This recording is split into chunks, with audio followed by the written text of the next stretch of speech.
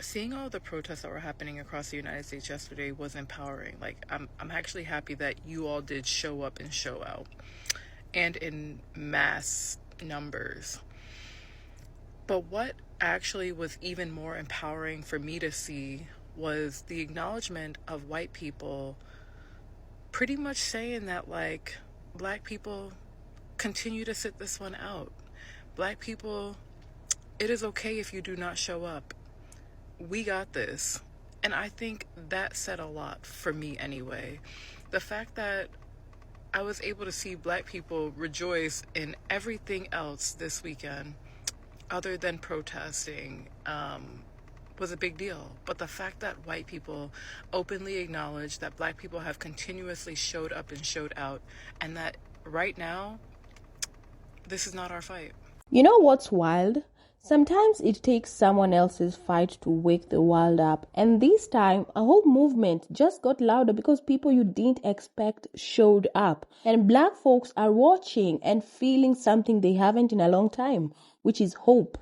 Hey, what's up, fam? Welcome back to Trending Pulse Worldwide. I'm so glad you're here. And if you're new, I'm your girl, Amy, who brings raw, real, and relevant reaction to what the internet and the world is talking about. And as always, today's story, it hits different. So, over the past few days, we've seen something pretty incredible. White Americans showing up in huge numbers for a protest that many thought only black folks would care about. But instead of staying silent or standing back, they marched, they chanted, they showed support, and black Americans noticed. Y'all, the reactions are pouring in, and they're not just thankful, they're moved. And I've got some powerful clips to show you. So let's dive in and hear it from them directly. White people, y'all showed up today. Okay, so I'm just getting a chance to scroll on TikTok and I'm seeing the videos from Colorado and Utah and rural America, Alabama, Mississippi. Of course, Chicago showed up. New York was out there. Like, yes, I'm loving it. Let me just challenge you guys really quickly. If you will just take one thing from this protest, and I don't know what the organizers have said, please post a video. Post a video, even if it's a video of the crowd. If you just took a video of the crowd, mute the sound and do a voiceover. Like, do a voiceover with your voice and talk about why you showed up. What drove you to stand up, to march, to protest, to speak out, whatever it was that drove you to those particular protests today. Do a video and do it in your voice, because your voice matters. That's what they're going after. Like, they don't want you talking about it. And here's the power in that. In using your own voice, there's people in your community that need to hear from you. They need to hear from their neighbor, their coworker, their community organizer. They need to hear from you, because we can't reach everybody. Like, I get on here and rant and rave and cuss and do all that stuff, but there's millions of people that will never see me, but they'll see you. They'll hear you. So whatever it was it the fear of Social Security getting cut, or Medicaid being cut, and your children not having health insurance? What is it? What is it that drove you? Did you just find out that most pharmaceuticals are made in other countries and the cost of your medication is going to go up because of these tariffs? Whatever it is that drove you to stand up, speak out about it, because your voice is that important. This administration, they're not just trying to silence critics. They're trying to silence everyone. They're not just going after journalists and media organizations and law firms that represent people that they oppose. They want to silence you too. Don't let them do it. Speak out. Even if you voted for him. Even if your thought was, I just wanted my prices to be lower. I didn't know that this is what he was going to do. He said he didn't have anything to do with Project 2025. I didn't know. I never saw that.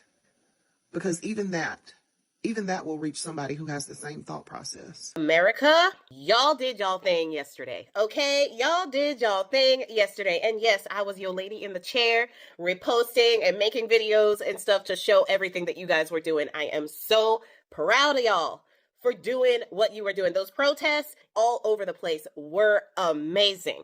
No notes on the protest itself. However, I have some notes on the rhetoric that is being put out about the protests from the people who were protesting.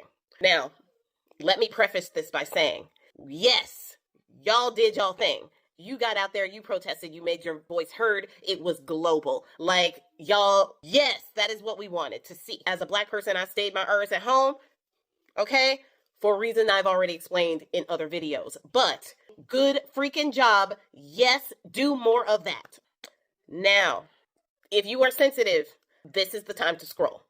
Because I do want to bring up a couple of things that I have seen that I do want to kind of draw you back on. Like, just bring it on back, okay? One of these, I saw a meme that was saying, we are all John Lewis. Now, if you guys don't know John Lewis, he was one of the people who protested with Martin Luther King for civil rights. He was at Selma. He was beaten at Selma. He had the scars that followed him throughout his entire life because of those protests. Dogs, hoses, police, batons, you get the gist. People who protested yesterday, you are not John Lewis. And the reason why you are not John Lewis is because out of all those protests that I saw yesterday, not one cop, not one dog, not one hose was set on you. That was a protest. It was a party. It was a global phenomenon that you guys made your voices heard. I love that. I want that. But until you are brutalized by cops because you are protesting, you are not John Lewis. That's not a thing. John Lewis is here, okay? John Lewis in the civil rights protests where they literally could have lost their lives and they knew it and they went in there knowing that they could lose their lives. Y'all kind of, you ain't there yet. You're not there yet. And yes, it could become a situation where it gets there and we will see your resolve at that point. Let's hope it doesn't get to that point. The protests look massive and I'm happy to see it. So shout out to the protesters who showed up and showed out today. But also shout out to my 92%. Those who sat this one out or those who could not make it. I want you to know that you deserve peace. You deserve to rest. You did everything you could this election season, but people did not listen. So now it's on those people to try to make this right.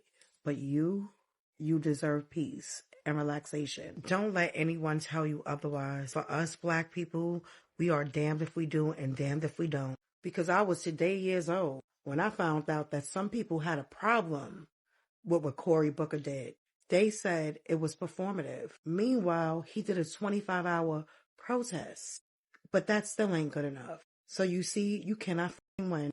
Let those whose voices can be heard be the ones who speak this time. You can relax. But also, if you did choose to march, I am very proud of you also. If you did not, I am proud of you as well. That was powerful, right? And what really stood out to me beyond the gratitude was the encouragement. And Black folks weren't just saying thank you, they were saying keep going.